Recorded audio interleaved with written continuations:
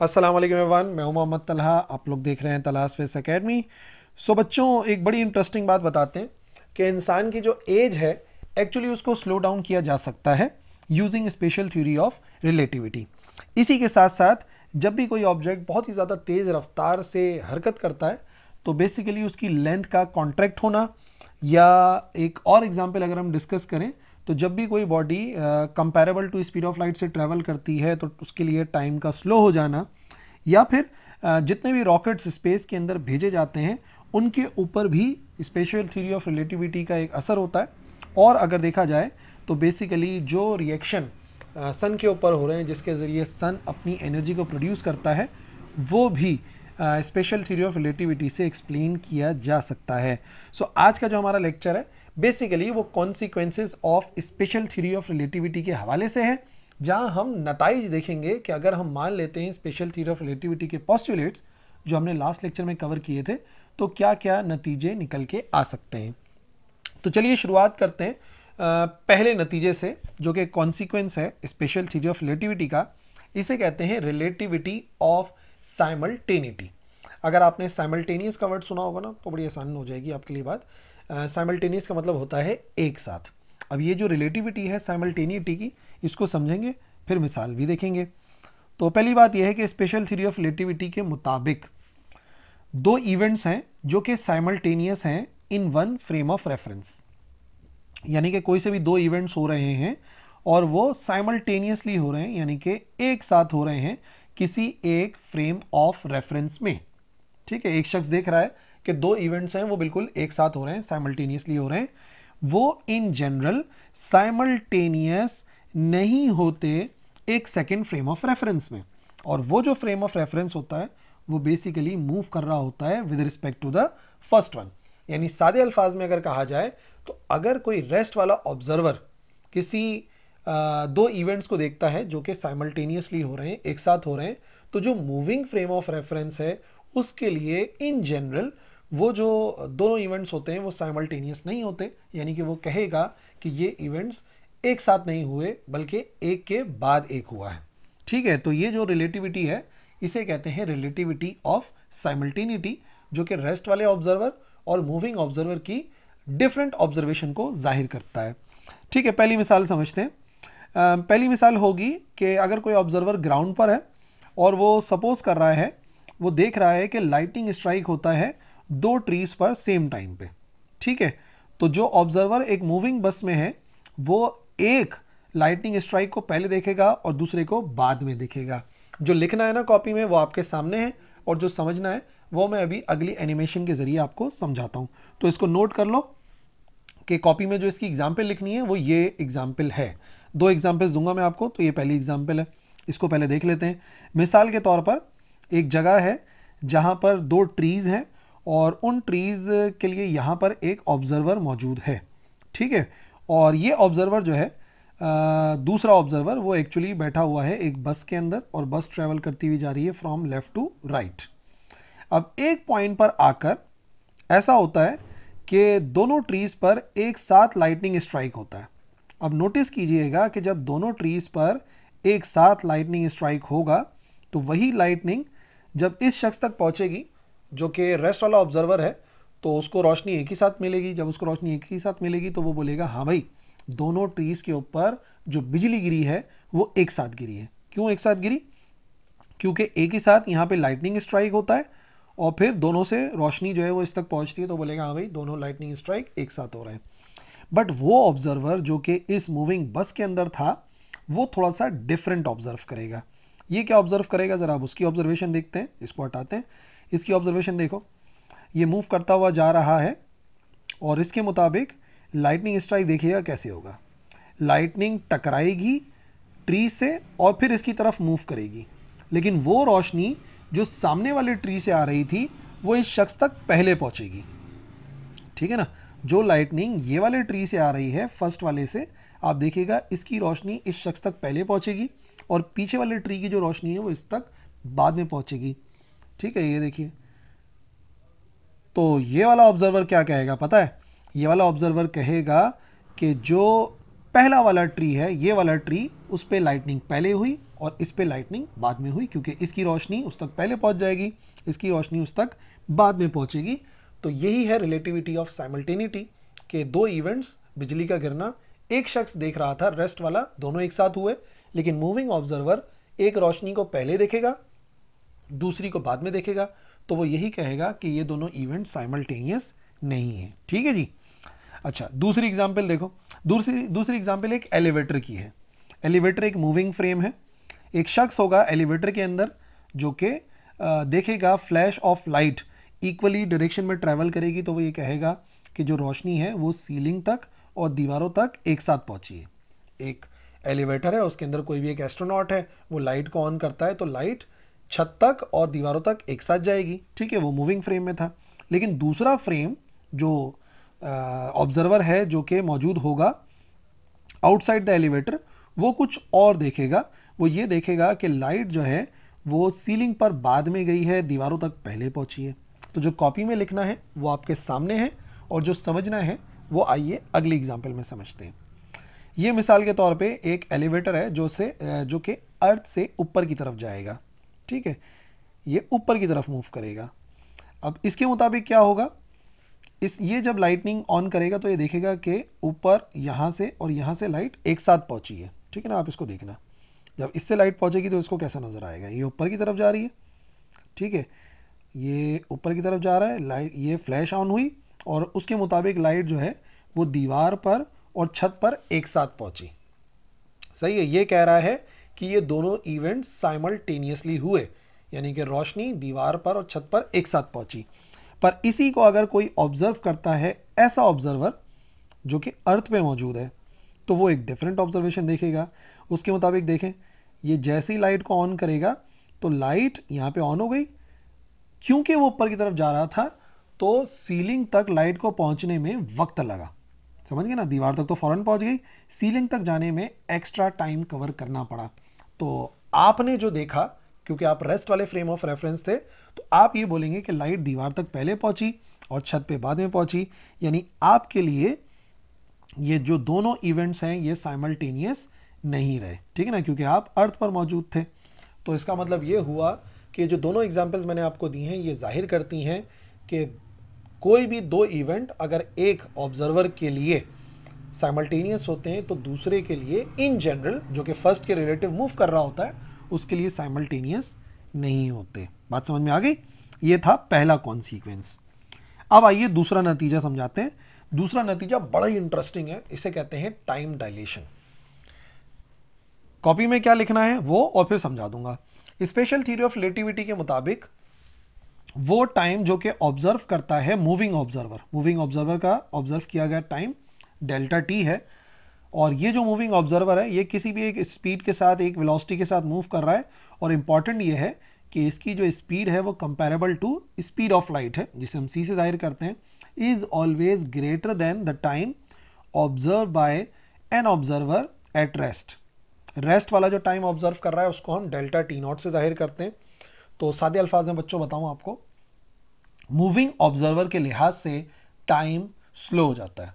मतलब कोई भी एक इवेंट हो रहा है, कोई भी एक प्रोसेस हो रहा है, उसको दो ऑब्जर्वर मेजर कर रहे हैं। एक रेस्ट वाला ऑब्जर्व कर रहा है जो कि डेल्टा टी नॉट है, उसने बोला कि भाई ये इस चीज़ को, यानी कि फॉर एग्जांपल पेंडुलम को वाइब्रेट होते हुए देख रहे हैं, तो एक जो टाइम नोट करा वो रेस्ट वाले ने नोट करा, एक मूविंग ऑब्जर्वर ने नोट करा। और मूविंग ऑब्जर्वर की खास बात यह है कि वो बहुत तेज़ रफ्तारी से ट्रैवल कर रहा है कि उसकी स्पीड जो है वो स्पीड ऑफ लाइट से कंपेरेबल है। तो कहने का मकसद ये है कि जो टाइम ऑब्जर्व करेगा मूविंग ऑब्जर्वर, वो हमेशा हमेशा ज़्यादा ऑब्जर्व करेगा as compare to resting observer.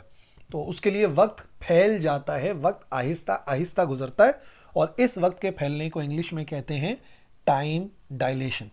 Dilation का मतलब होता है फैल जाना। तो मूविंग ऑब्जर्वर के लिए टाइम फैल जाता है, डायलेट कर जाता है, जो कि आइंस्टाइन ने अपनी डेरिवेशन में फाइंड किया था। और वो ये है, ये वो ऑब्जर्वर है जो कि मूविंग ऑब्जर्वर टाइम ऑब्जर्व करता है, ये वो टाइम है जो कि रेस्ट वाला ऑब्जर्वर ऑब्जर्व करता है। और ये मैंने आपको लास्ट क्लास में बताया था, इसे कहते हैं लॉरेंट्ज़ फैक्टर। और इस फैक्टर के मुताबिक हमेशा हमेशा v का आंसर c से कम होगा, v का आंसर c से कम होगा। और अगर v का आंसर c से कम होगा तो कंफर्म बात ये है कि delta T is always greater then delta T not. Moving observer के लिए टाइम स्लो गुजरता है, उसके लिए सारे फिजिकल, सारे केमिकल, सारे बायोलॉजिकल प्रोसेस स्लो डाउन हो जाते हैं मूविंग ऑब्जर्वर के लिए, और रेस्ट वाले का टाइम तो नॉर्मल है। ठीक है जी, अब इसको मिसालों से समझाता हूं मैं। पहली मिसाल ये होगी कि दो घड़ियां हैं, एक मूविंग क्लॉक है, वो हमेशा स्टेशनरी के लिहाज से स्लोअर मूव करती है। ठीक है, एक मिसाल ये है। और दूसरी मिसाल ये है कि जो मूविंग ऑब्जर्वर होता है उसकी एज भी कम बढ़ती है। बात समझे, हमारी जो एज होती है ना, बायोलॉजिकल एज, वो हमारे दिल के धड़कने पर डिपेंड करती है। अब दिल का धड़कना एक बायोलॉजिकल प्रोसेस है, जो मैंने आपको बताया स्लो डाउन हो जाता है जब भी कोई ऑब्जर्वर मूव करता है with speed comparable to speed of light. तो नतीजे में उसकी एज भी कम बढ़ती है जो ट्रैवल करता है close to speed of light. अब एक एक करके इन दोनों मिसालों को मैं समझाता हूं आपके लिए। फॉर एग्जाम्पल कंसिडर कर लेते हैं, ये एक लाइट क्लॉक है। लाइट क्लॉक कुछ ऐसे काम करती है बच्चों कि एक फोटोन होता है, एक लाइट का एक वो है फोटोन। ये जब मूव करता है ना, लेट से मैं सपोजिशन करवा रहा हूँ कि जब ये मूव करेगा तो ये आधा सेकंड हो गया, वापस आ गया 1 सेकंड, इधर गया 1.5 सेकंड, इधर आ गया 2 सेकंड। यानी समझ लो कि जब बॉल इधर से इधर पहुंच रही है, लाइट बॉल, तो वो आधा सेकंड हो गया, यहाँ से यहाँ हो गया तो 1 सेकंड हो गया। एग्जाम्पल के तौर पे समझा रहा हूँ ये मैं आपको। ठीक है, तो ये एक लाइट बॉल है और ये रेस्टिंग पोजीशन में, तो आपने देख लिया कि टाइम किस तरीके से गुजर रहा है। ठीक है, अब क्या हुआ, ये मूव कर रही है। अब जरा आप ऊपर वाला टाइम देखें, आपको टाइम कैसा नजर आ रहा है। इसमें क्या था, अगर रेस्ट वाले में थी तो दोबारा से समझो, रेस्ट वाले के अंदर क्या हो रहा था, ये आ गई घड़ी कि जैसे ही यहां से यहां पहुंच रहा था, ठीक है, तो इतना फासला तय करना पड़ रहा था इसे, ये इतना फासला, तो इतना फासला तय कर रहा है, तो ये आधा सेकंड, फिर इतना फासला 1 सेकंड, फिर इतना फासला 1.5, इतना फासला 2 सेकंड। कम फासला तय करना पड़ रहा है इसको आधा सेकंड गुजारने के लिए। लेकिन जब मूविंग वो होता है हमारे पास, मूविंग एक लाइट क्लॉक होती है, तो आप देखें कि ये जो बॉल है इसे कुछ एक्स्ट्रा फासला तय करना पड़ रहा है। ठीक है, ये यहां पर थी, ठीक है, फिर यहां पे पहुंची, फिर यहां पे पहुंची। अब नोटिस करने वाली बात यह है कि इसको एक्स्ट्रा फासला तय करना पड़ा, इधर से इधर तक, इधर से इधर तक। अब आपको पता है कि s बराबर होता है vt के बराबर, है ना। अब स्पीड ऑफ लाइट तो कांस्टेंट है, इसकी जगह पे तो हम c लिखेंगे। ठीक है, अब फासला ज़्यादा तय करना पड़ रहा है तो ऑटोमेटिकली टाइम भी क्या हो जाएगा, ज़्यादा हो जाएगा। भाई पहले क्या था, रेस्ट वाले में इधर से इधर गया, इधर से इधर चला गया, तो फासला कम तय करना पड़ रहा था। अभी इसको ज़्यादा फासला तय करना पड़ा, तो अगर डिस्टेंस ज़्यादा है और स्पीड ऑफ लाइट कांस्टेंट है तो ऑटोमेटिकली टाइम भी क्या हो जाएगा, बढ़ जाएगा, फैल जाएगा। तो याद रखिए, ऐसी घड़ियाँ जो कि ट्रैवल कर रही होती हैं with a speed comparable to speed of light, तो उनके लिए 1 सेकंड देर में गुजरता है, तो मतलब 1 मिनट देर में गुजरता है, तो उनके लिए टाइम डायलेट हो जाता है, स्लो डाउन हो जाता है। ठीक है, इसी तरीके से यहां से यहां और यहां से यहां, ये था एक्स्ट्रा डिस्टेंस जो इसे कवर करना पड़ा। अब आइए दूसरी मिसाल समझाते हैं। ये बड़ी इंटरेस्टिंग मिसाल है, ट्विन पैराडॉक्स कहलाता है ये। मिसाल के तौर पे 2 ट्विन सपोज करते हैं, एक है खिजर और एक है उन्हीं की जुड़वा बहन मिरहा। ठीक है ना, ये 2 बच्चे हैं, दोनों ट्विन्स हैं। ट्विन्स हैं तो इसका मतलब इनकी एज बिल्कुल बराबर है, बायोलॉजिकल एज बिल्कुल सेम है। अब हम क्या करते हैं, अब हम खिजर को अर्थ पर ही रखते हैं और मिरहा को हम एक स्पेसशिप में भेज देते हैं स्पेस का चक्कर लगाने के लिए। ठीक है, हमने इसको स्पेसशिप में भेज दिया और ये जो स्पेसशिप है, और दोनों को घड़ियां भी दे दी, एक घड़ी हमने दे दी मिरहा को और एक घड़ी है खिजर के पास, और देखेंगे कि घड़ी किसकी, यानी कि वक्त किसके लिए तेज़ और किसके लिए आहिस्ता गुजरेगा। और वैसे मैंने आपको बता दिया कि जब भी कोई बॉडी ट्रैवल करती है close to speed of light तो उसके लिए टाइम स्लो हो जाता है। अब क्या होगा, फॉर एग्जांपल हमने भेज दिया स्पेस में और ये मूव कर रही है 0.6 e के साथ।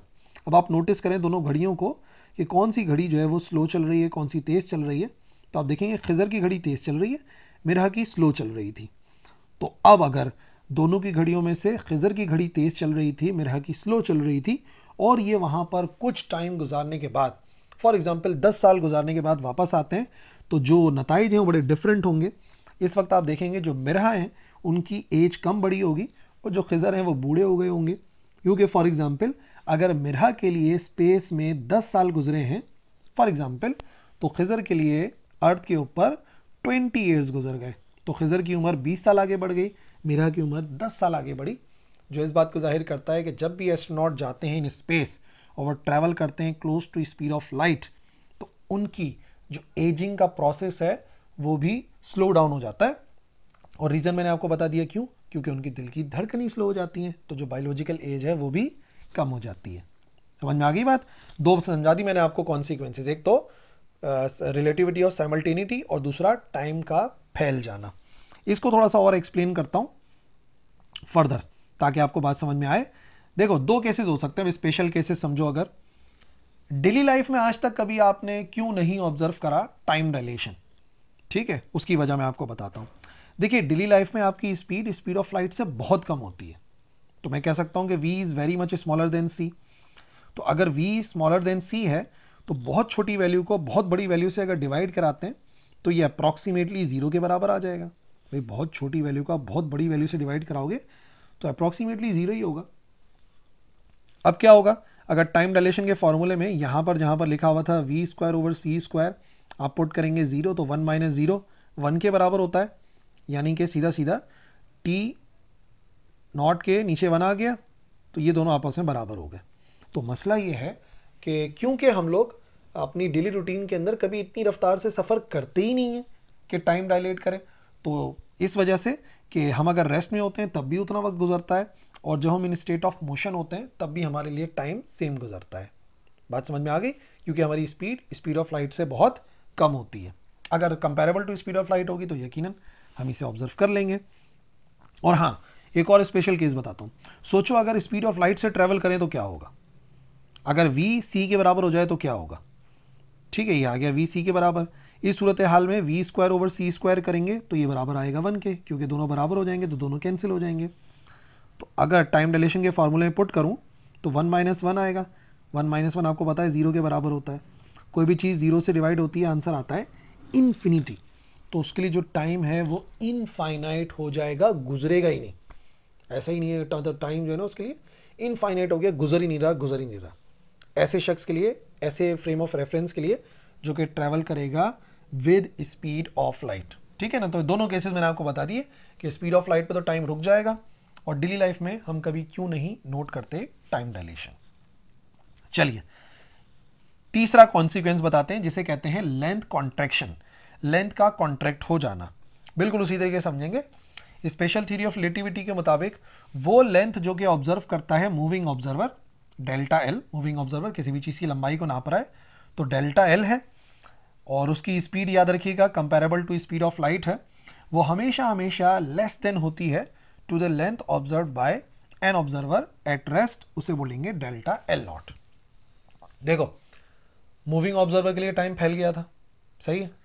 रेस्ट वाले और मूविंग ऑब्जर्वर के लिए लेंथ जो है वो कॉन्ट्रैक्ट हो जाती है, टाइम डायलेट कर जाता है और लेंथ कॉन्ट्रैक्ट हो जाती है। यानी किसी भी चीज़ की लंबाई अगर रेस्टिंग ऑब्जर्वर मेजर करता है तो वो लंबाई हमेशा ज़्यादा आती है, बट मूविंग ऑब्जर्वर जब भी उसकी लेंथ को ऑब्जर्व करेगा तो लेंथ हमेशा कम हो जाएगी। इसे कहते हैं लेंथ का कम हो जाना, सिकुड़ जाना, कॉन्ट्रैक्ट हो जाना। और इसके लिए फॉर्मूला थोड़ा सा डिफरेंट है। एल वो लेंथ है जो कि ऑब्जर्व करता है हमारा मूविंग ऑब्जर्वर, एल नॉट वो है जो रेस्ट वाला ऑब्जर्वर है, बाकी under root 1 minus V square over C square होता है। इसमें डेल्टा लगाने की ज़रूरत नहीं है, टाइम के लिए ज़रूरी होता है, इसमें ज़रूरी नहीं है। ठीक है, तो ये हो जाएगा L equal to L nought under root 1 minus V square over C square. इस फॉर्मूले से हमेशा बच्चों को बात याद रखिएगा, मैंने आपको बताया था ये जो आंसर है ये हमेशा छोटा होता है, तो हमेशा एल का आंसर एल नॉट से कम ही आएगा। ठीक है, टाइम ज़्यादा आ रहा था, लेंथ कॉन्ट्रैक्ट हो जाती है। मिसालें देखो, पहली मिसाल ये है कि जो फास्ट मूविंग ट्रेन है जो ट्रैवल करती है close to speed of light, तो प्लेटफॉर्म पे खड़ा हुआ शख्स जब देखेगा तो उसे ट्रेन की लंबाई एक्चुअल लंबाई से कुछ शॉर्ट नज़र आएगी, बट जो लोग ट्रेन में बैठे होते हैं वो कोई महसूस नहीं करेंगे लेंथ में चेंज। ओके, दूसरी बात ये कि अगर कोई स्पेस क्राफ्ट है, मान लो कि एक स्पेसशिप 100 मीटर लंबी है और जब वो रेस्ट में है, लेकिन जब वो स्पीड ऑफ लाइट का 90% स्पीड से भी ट्रैवल करती है तो अर्थ के ऑब्जर्वर के लिहाज से उसकी स्पीड सिर्फ 44 मीटर्स रह जाती है। तो ये जो लेंथ का कॉन्ट्रैक्ट होना है, this is known as length contraction. दोनों मिसालें समझाते हैं। फॉर एग्जाम्पल, ये वो एक ट्रेन है, ठीक है, जो मूविंग ऑब्जर्वर ऑब्जर्व कर रहा है, तो मूविंग ऑब्जर्वर को ट्रेन की लेंथ उतनी ही नज़र आएगी जितना कि उस ट्रेन की लंबाई है। उसे नज़र आ रहा है भाई ट्रेन चल रही है, उसकी लंबाई उतनी की उतनी रह रही है। बट अगर इसी को ऑब्जर्व करेगा कोई ऐसा ऑब्जर्वर जो कि प्लेटफॉर्म पर है, यहाँ पर रुका हुआ है, रेस्टिंग है, तो वो ये देखेगा कि जो ट्रेन है उसकी लंबाई कुछ कम होती जा रही है, ठीक है ना, उसे सिकुड़ती हुई नज़र आ रही है जैसे जैसे उसकी speed comparable to speed of light हो जाती है। ठीक है, तो इसे हो गया, इसको हम क्या बोलेंगे, इसको हम बोलेंगे लेंथ कॉन्ट्रैक्शन। ऐसा तब ऑब्जर्व किया जाएगा जब भी कोई body close to speed of light travel करेगी। ठीक है, दूसरी मिसाल, एक रॉकेट है, ठीक है, हमने इस रॉकेट की लंबाई को मेजर कर लिया कि हाँ भाई इस रॉकेट की लंबाई है, लेकिन जैसे ही ये ट्रैवल करेगा विद एक particular comparable to speed of light, तो आपने देखा इसकी लेंथ फॉर एग्जांपल 100 मीटर है, लेकिन जैसे ही ये ट्रैवल करेगा 0.6 c स्पीड ऑफ लाइट के 60% रफ्तार से, तो इसके लिए लेंथ कॉन्ट्रैक्ट हो जाएगी। ये हमारे लिहाज से अर्थ पे मौजूद शख्स को ऐसा नज़र आएगा। बट अगर कोई भी ऑब्जर्वर जो कि इसके अंदर बैठा होगा उसे लंबाई नॉर्मली नज़र आएगी जैसे कि लंबाई थी। सही है। अच्छा, लेंथ कॉन्ट्रैक्ट हो जाती है, पर आज तक डेली लाइफ में आपने कभी क्यों नहीं लेंथ को ऑब्जर्व करा कॉन्ट्रैक्ट होते हुए? आपको क्यों नहीं चलती हुई चीज़ें सिकुड़ती हुई नज़र आ रही, उनकी लंबाई छोटी नज़र आ रही? सेम रीज़न है, हमारी स्पीड ऑफ लाइट से बहुत बहुत कम है। इतनी कम है कि अगर v²/c² किया जाए तो वह अप्रॉक्सीमेटली 0 के बराबर आएगा। बहुत छोटी वैल्यू बहुत बड़ी वैल्यू से डिवाइड हो रही है, आंसर अप्रॉक्सीमेटली 0 आएगा। और अगर आंसर 0 आएगा तो 1 - 0, 1 ये था ना 0, 1 - v²/c², उसकी जगह पे 0 आ गया लेंथ कॉन्ट्रैक्शन में। इट मीन्स L बराबर आ जाएगा L0 के। तो हम किसी भी चीज़ की लंबाई अपनी डेली रूटीन में, क्योंकि स्पीड कम होती है, तो हमने कभी भी लेंथ कॉन्ट्रैक्शन को ऑब्जर्व नहीं किया। बट सोचो, अगर कोई ऑब्जेक्ट ट्रैवल करेगा विद स्पीड ऑफ लाइट तो उसके लिए लेंथ पे क्या असर पड़ेगा? v बराबर हो गया है c के। आगे बात को बढ़ाएं तो वैल्यू पुट करें तो v²/c² कैंसिल होके 1 आंसर देगा। अगर यहाँ पे पुट करूँ तो 1 - 1 आना चाहिए लेंथ कॉन्ट्रैक्शन के फॉर्मूले में। 1 - 1 0, इसका मतलब लेंथ हो जाएगी 0। याद रखिए, जब भी कोई ऑब्जेक्ट ट्रैवल करेगा विद स्पीड ऑफ लाइट तो उसकी लंबाई आपको नज़र ही नहीं आएगी। आपको उसकी लंबाई कितनी नज़र आएगी? 0 नज़र आ जाएगी। ठीक है, अब ये बड़ी इंटरेस्टिंग बात है कि अगर स्पीड ऑफ लाइट से ट्रैवल करे तो, सही है ना। अच्छा जी, अगला कॉन्सिक्वेंस है, इसे कहते हैं मास वेरिएशन। मास का वेरी कर जाना, टाइम फैल जाता है, लेंथ कॉन्ट्रैक्ट हो जाती है और मास भी बढ़ जाता है। लेट से किसी चीज़ का मास ऑब्जर्व करता है कोई मूविंग ऑब्जर्वर, ठीक है, और वो ट्रैवल कर रहा है close to speed of light, उसका जो ऑब्जर्व किया हुआ मास है वो हमेशा ज़्यादा होता है रेस्ट वाले शख्स के लिहाज से। रेस्ट वाला शख्स अगर कोई मास देखता है तो वो मास हमेशा कम होता है, मूविंग ऑब्जर्वर के लिए मास बढ़ जाता है। This is known as mass variation. Time बढ़ जाता है, लेंथ कॉन्ट्रैक्ट हो जाती है, मास भी इंक्रीज हो जाता है। और मास का अगर आप फॉर्मूला देखेंगे तो बिल्कुल टाइम डायलेशन वाला फॉर्मूला है, m0 डिवाइड बाय √1 - v²/c²। और क्योंकि आपको पता है कि ये पूरा फैक्टर आंसर हमेशा छोटा देता है, तो इसका मतलब m is always greater then m0। ये आंसर हमेशा छोटा होगा, सो छोटी वैल्यू से डिवाइड होकर m का आंसर ऑटोमेटिकली m0 से ज़्यादा ही आएगा। ठीक है जी, इसकी मिसालें देख लो। सपोज करना मुश्किल है, लेकिन ये कि जैसे जैसे रॉकेट मूव करता रहता है, याद रखो बच्चों, उसकी स्पीड बढ़ती रहती है। रॉकेट्स को अगर मूव कराते हैं ना, तो जैसे जैसे रॉकेट मूव करते रहते हैं उनकी स्पीड बढ़ती है, और जैसे ही वो speed close to speed of light आती है उसका मास ज़्यादा हो जाता है। तो मास ज़्यादा होने की वजह से फिर उन पर एक्स्ट्रा फोर्स लगानी पड़ती है। ऐसा चलता है काम, ये फास्ट मूविंग रॉकेट्स के अंदर देखा गया है। इसी लिहाज से जितने भी इलेक्ट्रॉन्स हैं जो पार्टिकल एक्सेलरेटर के अंदर होते हैं, देखो बच्चों, पार्टिकल एक्सेलरेटर ऐसी चीज़ होती हैं जिसमें इस तरीके का कॉम्बिनेशन होता है और किसी पार्टिकल को एक्सेलरेट करने के काम में आती हैं, जैसे कि लार्ज हैड्रॉन कोलाइडर के अंदर होता है। तो जैसे जैसे इलेक्ट्रॉन मूव करते हैं उनका मास बढ़ता चला जाता है।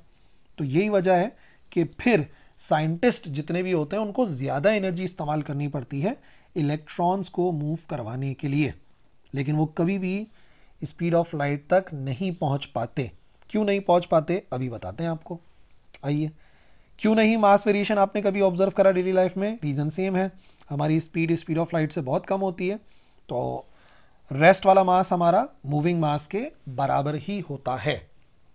बट अगर किसी चीज़ की स्पीड स्पीड ऑफ लाइट के बराबर हो जाए तो क्या होगा, वी सी के बराबर हो गया, वी स्क्वायर सी स्क्वायर से कैंसिल, आंसर 1 आ गया, होते होते 1 माइनस 1 ज़ीरो होता है, और जब भी किसी चीज़ को ज़ीरो से डिवाइड कराते हैं तो आंसर इनफाइनाइट आता है।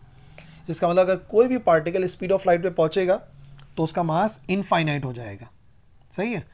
अब सोचो ज़रा, अगर मास इनफाइनाइट हो जाएगा तो इनफाइनाइट ऑब्जेक्ट को मूव करवाने के लिए जो फोर्स है वो भी हमें कैसे चाहिए होगी, इनफाइनाइट।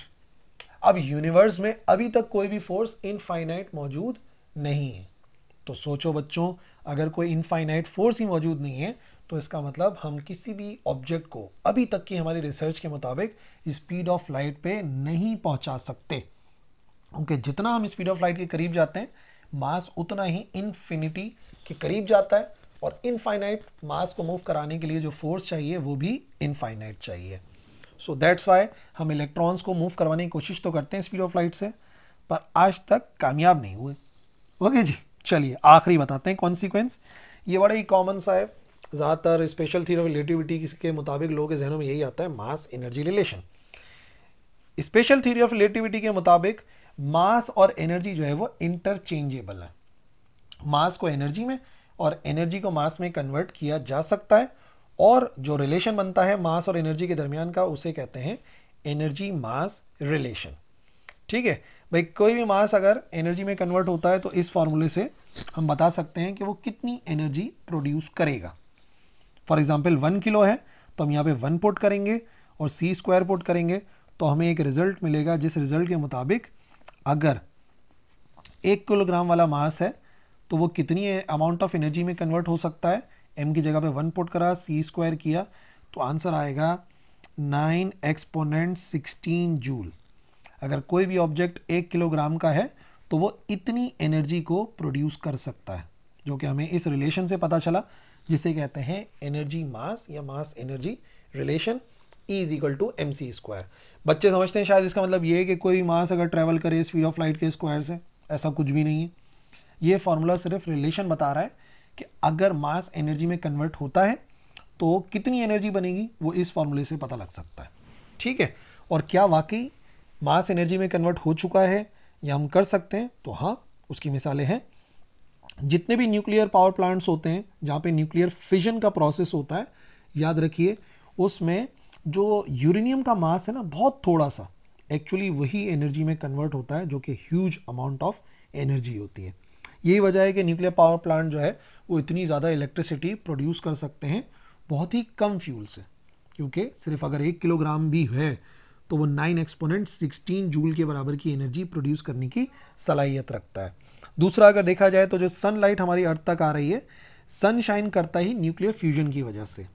जो हाइड्रोजन एटम है वो आपस में फ्यूज़ होते हैं और बिल्कुल उनका एक टाइनी सा फ्रैक्शन होता है, थोड़ा सा मास होता है, जो कि लॉस हो जाता है और कन्वर्ट होता है लाइट में और हीट में, जो कि हमारी अर्थ तक पहुंच रही है। तो हमारी अर्थ को रोशन करने में जो अहम किरदार अदा कर रहा है वो एक्चुअली मास का एनर्जी में कन्वर्जन है। ठीक है जी, सो ये हो गया आज का हमारा लेक्चर मुकम्मल, जहां हमने 5 कॉन्सिक्वेंसेस समझाए आपको स्पेशल थ्योरी ऑफ रिलेटिविटी के, विद एग्जाम्पल्स, विद मैथमेटिक्स, और मुकम्मल कोशिश करिए कि आपको समझ में आ जाए। आई होप आपको ये लेक्चर जो है वो फ़ायदेमंद लगा होगा। That's all for this video. अल्लाह हाफिज़।